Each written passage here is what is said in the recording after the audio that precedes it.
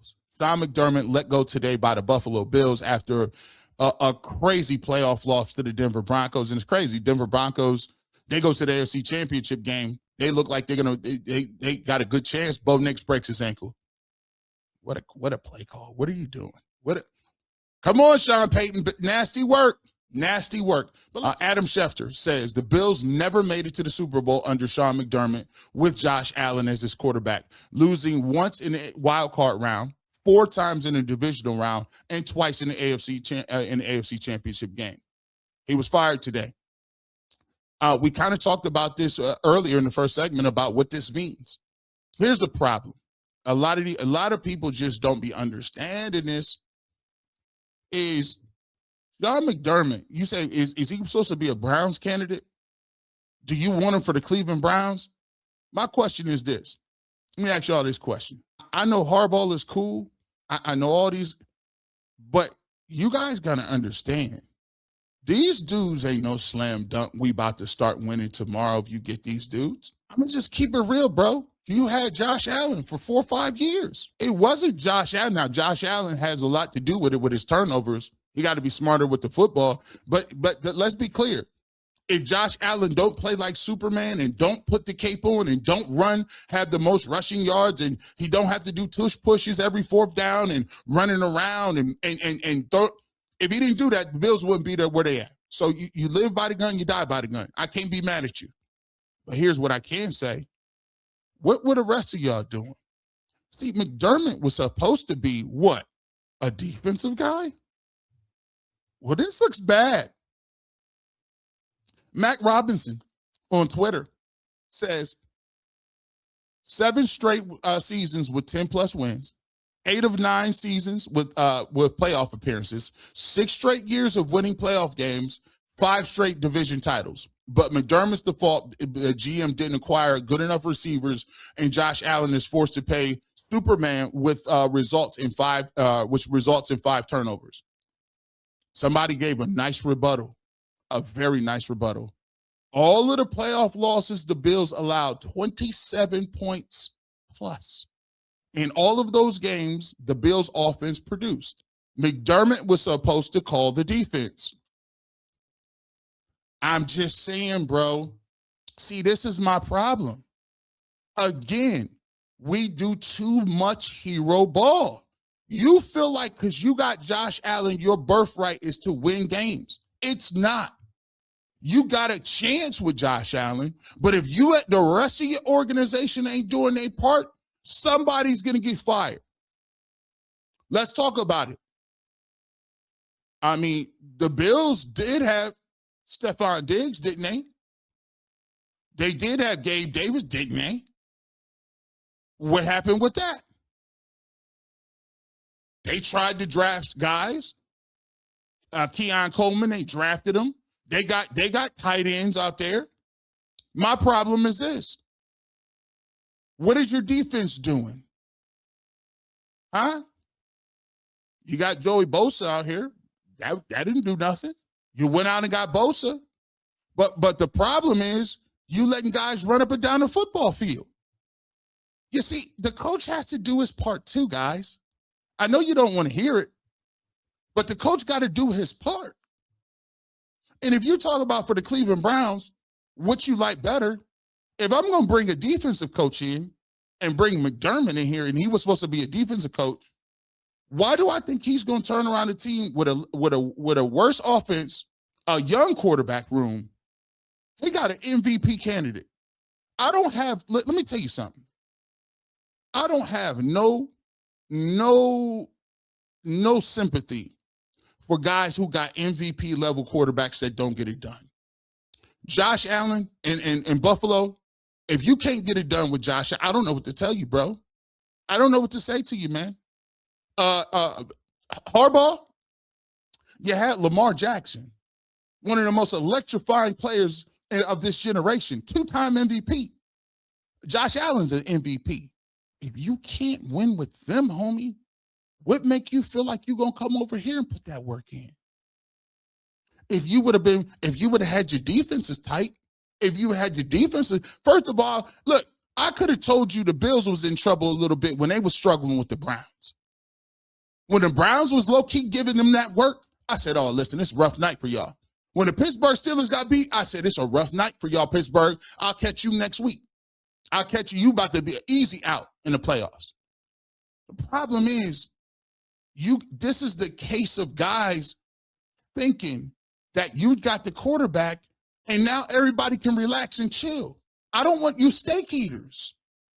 What are you doing to hold your end of the bargain? McDermott's supposed to be stacking up this defense. He's supposed to be stacking up and building something over there on the defensive end where he's like, listen, if all Josh got to get me is 17 points. That's what they should have been cooking up. But they didn't do either. They wasn't super explosive. They found a running back. They wasn't super explosive outside at receiver. They weren't crazy. They weren't dominating defensively. So instead of you trying to put it all on his back, you should have been carrying your part of the structure. Sean McDermott, I'm just be honest, bro. What skill set is he great at? He got a name in Josh Allen. What has he done? I know what his playoff record looked like. But man, every time y'all need to stop, I see people walking up and down the field on y'all. Every time you need to get a stop, it don't matter who it is. Maybe it's Bo Nix walking up the field on you. It's Mahomes walking up and down the field on you. It's Lamar Jackson and walking up. Like, come on, bro. At what point, the Bengals and Burrow, like, at what point you going to get the stops? I'm sorry, bro. I know McDermott is a name, but again, why would I? Listen, I'm going to be honest with you. McDermott's defense ain't better than the Browns. Why would I? If I'm going to go with a defensive head coach, I done told y'all this already. If I'm going with a defensive coach, I'm going with Jim Schwartz, period, point blank. Nobody else is up for contention. I'm not about to change my philosophy defensively when I already got it set in stone. I didn't already had a dude that come off a season that's the best sack season of all time. Right there, but best season of his career. Another Pro Bowl season for Denzel Ward, who's already come out openly and said, this is who I want to as coach. Huh? Devin Bush, best season of his life. Malik Collins, best season of his life. Defensive rookie of the year, first year calling plays. What? Why would I change anything? I'm not. To get McDermott? Are you bringing Josh Allen with you? Well, if not, I'm cool on that. I keep trying to tell you, bro.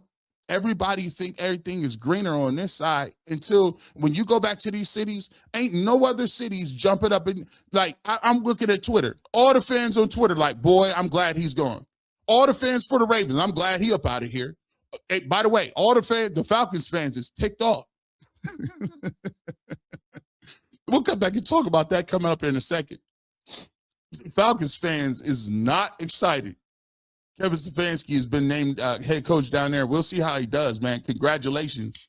We wish you nothing but the best. But I'm going to just keep trying to tell y'all, bro. Look, everybody, Mike Tomlin, people in Pittsburgh is excited. Just because you got it bad or you think you got it bad, don't think that somebody else's moves is going to make you so much greater when you got to think about it. These people is failing in cities with worse talent and better roster. They got better rosters over there, better situations over there. They got MVP quarterbacks and they still ain't getting it done. Why am I excited about bringing them in here? Can you tell me? To do what? I'm just saying, put it in the comment section. Maybe I'm missing something. McDermott, you got fired because you couldn't stop nobody. And guess what? That was your job description. Nasty work. Tommy Reese was named, got an interview here in Cleveland. It looks like he's going to be on the move and going to Atlanta with his man, Kevin Stefanski. Browns OC Tommy Reese is expected to join Stefanski in the same role in Atlanta, per Ian Rappaport in the rap sheet. The Reese-Stefanski-led Browns ranked 30th in total yards and 31st in points scored in 2025. I will give them a little reprieve here. Cool thing about this is you got to think about it. If Tommy and Kevin Stefanski were looking for upgrades, They got some upgrades there. Offensively speaking, they got Drake London. Bijan Robinson is one of the best backs in the league. Kyle Pitts, we'll see if they bring him back. He had his best breakout year. And they got two quarterbacks. Kirk Cousins was always linked to Kevin Stefanski, so you got a guy like that. And Michael Penix is a first-round pick. So they should be good to go in the Dome down there in Atlanta. We'll figure out how that goes, and we'll see how that works out there with Matt Ryan being the GM down there. So we'll take a look at that as well as things go on. However, not the only thing. Cleveland Browns, per Adam Schefter, Cleveland Browns defensive coordinator Jim Schwartz is scheduled to interview for a second time Monday with the Browns regarding the head coach vacancy. To me, he's still the number one guy, most likely to get the job. I've always said I've been around 60 to 65%, him versus the field. I just think he has the requisite experience. I think the defense can stay put, and I think you can build and do some things offensively with a younger coordinator that is an innovator, and you still have Jim Schwartz holding people accountable, and with the experience in the way that the defense and the locker room knows him. He knows Jimmy Haslam. He knows Andrew Berry. He's familiar with everything, and he's anxious to get another opportunity to be a head coach in this football league. So I still got him as my leader in the clubhouse. He's going to be brought in for another bite at the apple in terms of a second interview. But also, there's a lot of other guys who are in this as well. Cleveland is scheduling second interviews with Jackson offensive coordinator Grant Udinski and LA Rams passing coordinator Brad Shieldhouse for their head coach vacancy. And this was per Adam Schefter and others. Former head coach Miami Dolphins head coach Mike McDaniels will interview in person for the job on Wednesday as well. So, and then we've also heard Jesse Minter names offered in there, and still, you still hear guys, their names being thrown in there as well. So that's the list. Now, Shieldhouse is going to be a guy who they're going to have to wait on if they want to interview him, because the Rams won, and they'll have to wait till after next week to get him in terms of an interview. Now, for me, it's getting late early. And let me tell you why I say it's getting late early with some of this conversation. So we know the Giants are off the board. We know that the Giants are off the board as well as now the Falcons are off the boards with Kevin Stefanski. But every time that these guys are off the board, you get other jobs opening up. Ravens still open. You got the Steelers open. The Bills just opened up. You still got the Dolphins. You still got the Raiders. You still got the Cardinals. You still got the Browns. So just as these other guys are taking off the board, you got other jobs that keep popping up, and these is good jobs. So if you got a guy you want to lock up and get it done, I ain't got no time to be waiting on other dudes. Because if you wait on another dude and he takes another job, and then the guys that you got, your top candidate right now is taken off the board, now you're dealing with two or three, your second or third, fourth choices. No. If you know who you want and you get that second interview, lock them in place. To me, the best option for me is I would go with the Jim Schwartz route, and I want to go with one of these young guns. Give me Shieldhouse or Udinski, but for me, I like both of them, but Udinski he's different. He got a little something to him, man. I like the way he talk football. I like the way he talk about it. I like the way he explain it. And I'm going to tell you what, that's the best option for me. Get Schwartz to hold down the fort, get Schwartz to hold down that defense, and give me Udinski or Shieldhouse. Now, I like Shieldhouse. He's done his part. He's more traveled.